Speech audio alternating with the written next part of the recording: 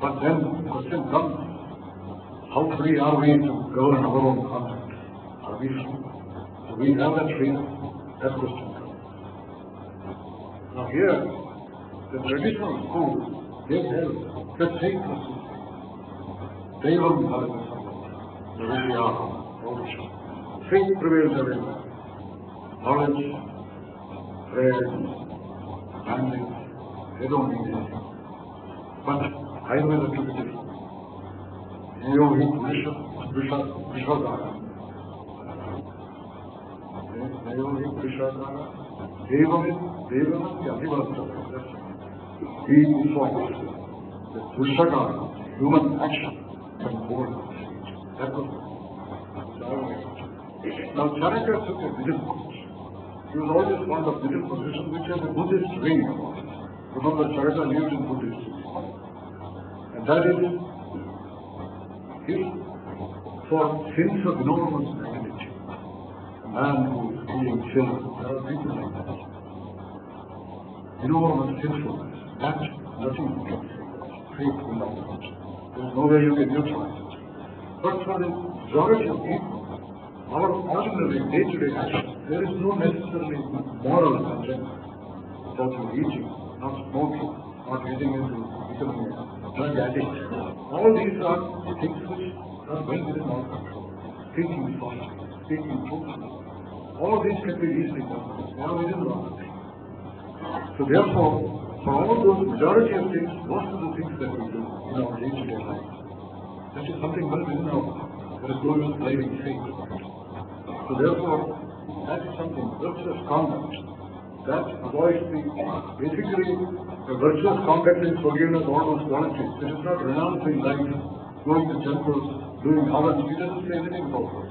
Virtuous conduct is all those qualities which I showed earlier, and also avoiding the overuse, non-use and misuse of such. This is what Vagbara also quotes, Kala Karmana Yogo, Hina Nityadi Matra. Samyak Yogastas Yoga Arogya. So if you, like for example, tongue is a sense. If you are starved, that is non-use. If you are eating too much, that is obesity and it causes suffering. And suppose this is all kind of junk food, that is misuse. So chandi, non-use, overuse or misuse. Now the avoidance of this, that is the right concept. Now habitats.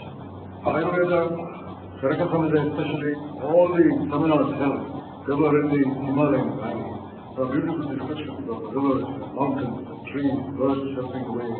Charaka's description of a house for trees, and I'll show a picture later on. Again, you will find there is a certain amount of earthly adoration of nature.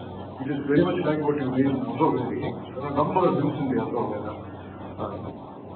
Great identity of nature that you will see Ayurveda also. But also they realize this great habitat that we have is susceptible to destruction. It can come in two different ways. One is by human activity, which pollutes water, which pollutes air, which pollutes soil, and destroys whole habitat. That can happen. The second is by unrighteous, greedy, corrupt rulers who are cruel, who make life so miserable for their subjects. Even wars desert the country. Now they bring about wars and destruction. So this is Janabadot Kamsana. Now the answer to this, sovereign prophylaxis is righteous conduct against subtlety on the part of the rulers, on the part of the subjects. And now we come to medicine. So far I have said nothing about treatment. Now here, Ayurveda recognized first of all how to remain out of trouble. Getting out of trouble is more difficult. Remaining out of trouble, that is the highest priority. And here again it is the code of healthy living, covering diet, personal habits, etc. Lifestyle changes to suit the, suppose you are living here and you go to Delhi in the month of December, you are going to change your lifestyle. So that is very important. And remember, these are all written in North India, all the three main texts were written in North India. And the code is saying that non-use, overuse, and misuse of senses and virtual conduct for behavior. And if Suppose somebody is unfortunate to get sick, then you assist in the spontaneous. That somebody gets sick, there is a spontaneous subhava, automatically, spontaneously he will recover. The job of the physician is to assist him, to facilitate that recovery. Hatanga Panga Bundana, Hakalam, physician only gives the help. But it requires a quartet: physician, the patient, assistant, and physician. All these four, there are 4 qualifications. If all these qualifications, there are 16 qualifications are fulfilled for this quartet, then our patients will be impaired. It's interesting, in the Charaka Samhita, when this is discussed, when the Acharya says this, one of the students asks, Acharya, we see before our eyes, that all these 16 are fulfilled, but the patient dies. And we also find when all these 16 qualities and 4 quartets are not fulfilled, patient gets there. So therefore, this treatment is independent of us. This is what a student does for a child. And you will see the interesting discussion how the teacher deals with that question. That shows the kind of open discussions they have in those days. And then the physician must determine, as soon as he sees the curability, the valuability, Satya, Ritsha Satya, Asatya. And if it is Asatya, you should plainly tell those people. Don't get into costly issues, ruin the patient and his family by undertaking foolish, rash kind of treatment. Very clear, that must be, prognosis must be determined. And if you are undertaking treatment of an incurable illness, you should keep them informed what you are doing. Suppose you are doing surgery, you must know the risk and you must make them understand. Knowledge, skill, and compassion emphasized in the treatment and role for yoga. This is interesting. Skill, compassion, knowledge, skill, compassion. These are the 3 which you will find emphasized again and again and again. So we could count those. And there is no question that in those days infectious diseases were much more common than non-infectious. That's what we will expect. And specialized tests existed. And the treatment, the approach was simple illness like shamana, fasting, etc. That would be sufficient.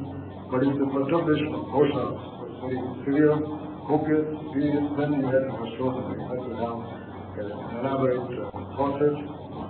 Then you have to get rid of these kosha. You have to eliminate them. And surgical procedures were necessary. And diet, faith, attitude, physical treatment. Many of you have heard Sushruta, a great pioneer who lived in Banaras, and I believe he lived before the Buddha, because there are 3 references to Sushruta in the Panini Sashtaka. Because Panini, everybody agrees, lived in the 6th or 7th century BC, has 3 references to Sushruta. And also, the refining of the scar, Sushruta doesn't talk about it at all. Whereas Jiva, Buddha's physician, he did Chakra. So in Sushruta's time, obviously he is born before Buddha. And he recommended cadaveric protection to teach anatomy. But it was a very curious way. In those days there must have been a taboo about cutting a dead body. So they used to soak a dead body in the shallow water, in a wooden cage, and when it was sufficiently rotten, they would use leaves with sharp, like garbha, sharp edges, and scrape off layer of layer. This is how the anatomy was taught. With the result, the anatomy of hard parts, teeth, bones, they are reasonably accurate. But the soft parts anatomy, they are all rotten, they cannot be accurate. But they did have cadaveric dissection, and the training procedures, basic procedures like incision, excision, I'll show you the pictures, they were experimentally taught how to do this. And pre- and post-operative care described in great detail. A number of surgical procedures were described: setting of fractures, removing bladder stone, lavishing for cataract, surgery for fistula, including Sharaputra, which is being done now, plastic repair of nose and pig, which has been internationally famous. And he also describes 20 sharp and 100 blunt instruments, shastras and yantras.